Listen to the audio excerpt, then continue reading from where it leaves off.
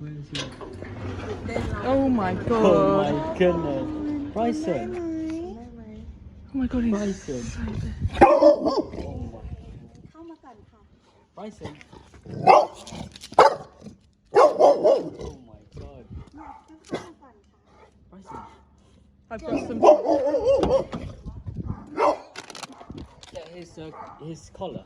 Wait, hold Colour. this, Chris. เข้ามาใจ Come on. Bryson, look. ที่นู่นนี่ Bryson. เดี๋ยวแป๊บนึง จริงนะ ใช่ค่ะเป็นไม่ได้ No. You big boy. Sit. Bryson. Bryson, no. เขาจะเห่าและแกล้งจนแบบคนแปลกหน้าเข้ามาในบ้าน Oh, okay. ซิปด้วย Gentle. Sit. แต่จริงๆค่อนข้าง She said that he's gonna bark for a bit and someone. เหมือนต้องใช้เวลา แล้วก็ Bryson.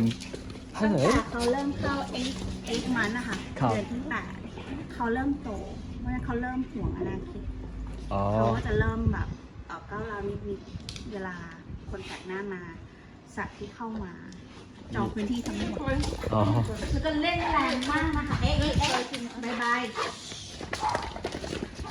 Hey, sit. เสร็จไม่ใช่ Good boy. Bryson. แรงเยอะมาก โอ้ เนี่ย ใหญ่ Sit. Sit. ใหญ่มาก ใช่ทั้งตัว ใหญ่มากเนี่ย ต้องระวังนิดนึงค่ะเนี่ยทั้งหมด Yeah, he's really rough and Bryson, sit. Sit. No.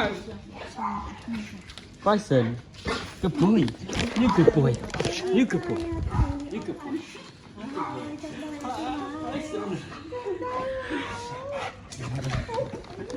Good boy. You good boy. You big boy. Good boy. Bryson. Big boy.